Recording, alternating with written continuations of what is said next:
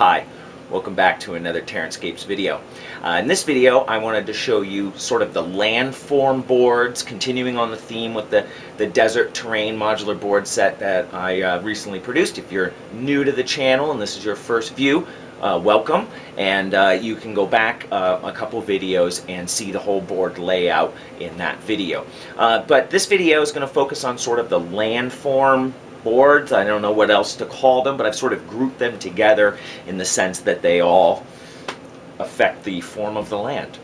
In any case, we'll look at the difficult terrain, the large rock board, the chasm, and the crater board as well. So let's take a look at each of these boards in a little bit of detail, and I'll tell you a little bit about some of the considerations I made when I constructed them.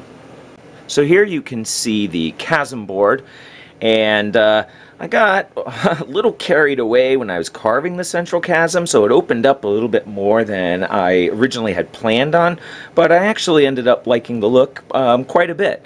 And I decided for this particular chasm board to add in two smaller chasms on the side. I don't know, it was a little experimental. I thought it would add a little more interest to the board. Is it geologically accurate? No, but you know, it looks nice anyway, and that was my thinking. Before we go in close, just to show you, if you haven't seen the way I do the chasm boards, basically this is melting to reshape the board, to bend it, to control the warping. And then what I do is I put in a piece of very thin profile styrene that I can then paint black, so it has a nice sort of you know, dark profile, and it also allows me to maximize the depth of the chasm in the board. So that's a little quick look at how the chasm board is sort of put together, and we'll take a closer look at some of the details. So this gives you a little bit more of an eye-level view of the carving that was done on the side. It's done somewhat similar to the mesa and the buttes, but it's got a little bit more of a jagged appearance, which is actually partly an artifact of trying to carve it on the interior like this, whereas I'm restricted in how I can angle the blades that I use to carve it. But it actually produces a very nice effect for the chasm, as it looks a little bit more rugged or chopped up, fractured, I should say. So there's one of the smaller ones. This is probably about 3.5 inches probably across, something like that. And similar to all the other boards, I have put in, you know, some of those you know, buffalo grass and small clumps of vegetation, but I tried to, again, I didn't put many on this board. It wasn't a focus, but I just wanted to sort of tie it in with some of the other areas so that, you know, it wouldn't look quite as void of vegetation, you know, since so many of the boards have sprigs of them here and there. But that gives you a pretty good look at the chasm.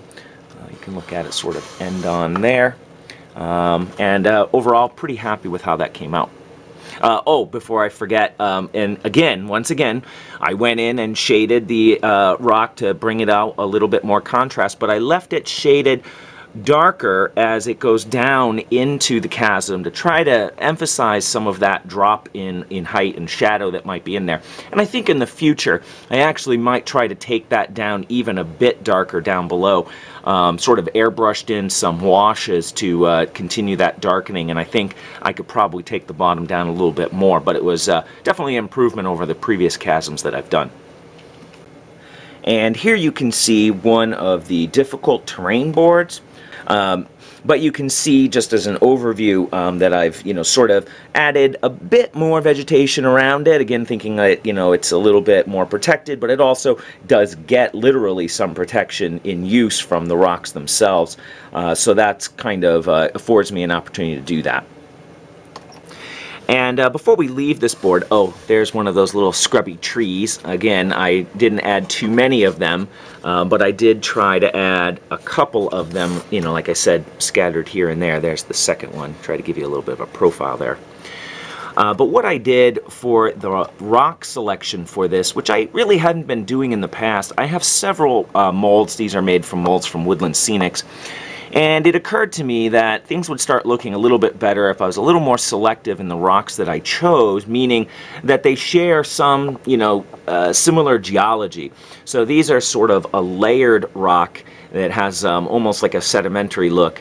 And so what I did is, try to bring that throughout the board and kind of capture that, and then sand them so that they're, shifted and they're angled a little bit. Originally, I planned on having them all angled in the same direction, and it just didn't look right. It looked a little bit wrong, and why is it? I guess if you laid sediment over, in millennial type years, and then it erodes, right, you would see them all in the same plane. So again, this might not be geologically accurate, but it just looked a little better to my eye.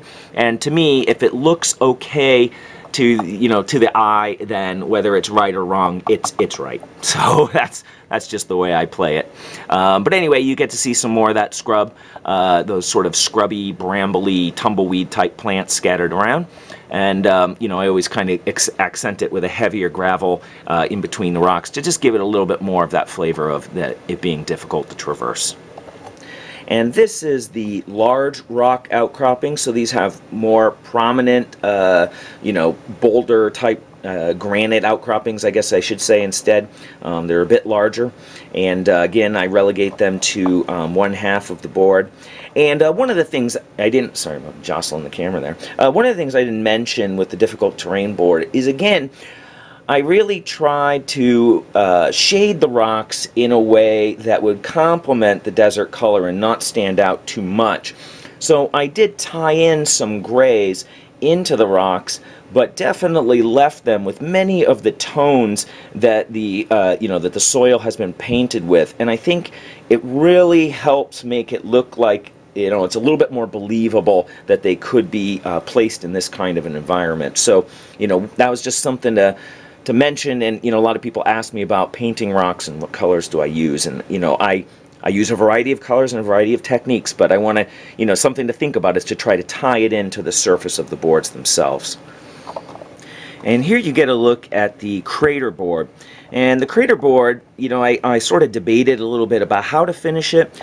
Traditionally, I go into the center of the crater and I shade that to look like a blast mark or, something of that nature.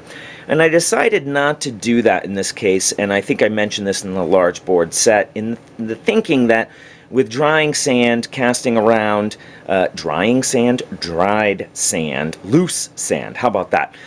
Blowing around, that might quickly cover in and begin to just resemble the soil in the surrounding area. So I admitted that, and I think that works. Could go either way. Are they fresh? Are they old? Really, it's up to interpretation.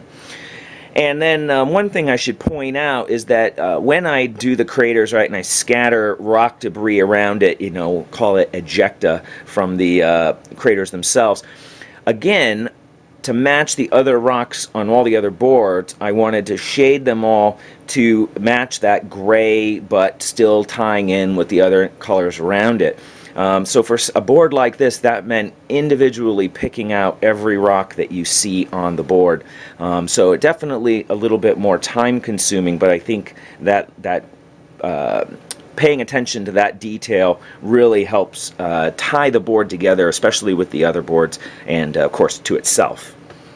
So taking a closer look at the crater boards, of course, then it makes it a little bit easier to see all those scattered ejected rocks that I picked out. And also gives you a sense to see the crater profile a little bit better.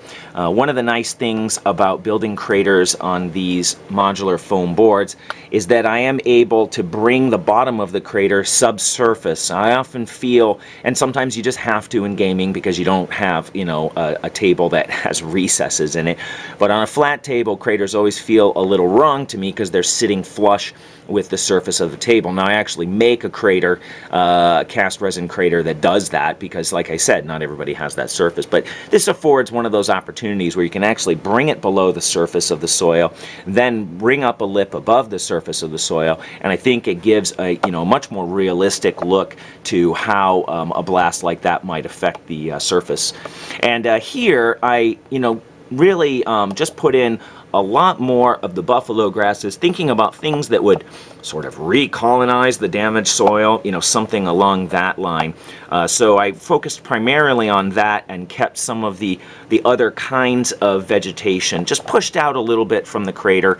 At least that's the theory that I went with on the boards, and you can see that in the corner as well. Mostly a lot of the buffalo grass and just a few kind of creeping in on the board as it's aging. So that gives you a little, you know, sampling of some of the types of boards that have been built for this set, and also gives you a chance to see some of that modification, you know, to meet a specific sort of a specific need based on the color of the soil and that sort of idea.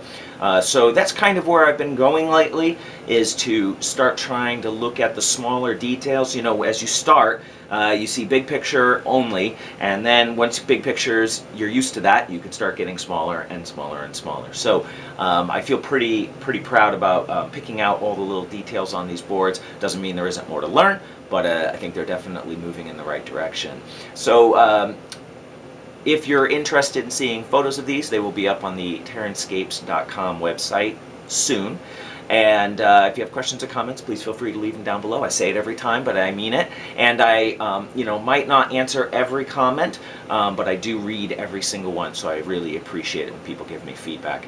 And keep your eye on the channel. There are still more boards to show, so I'll be back soon with another video.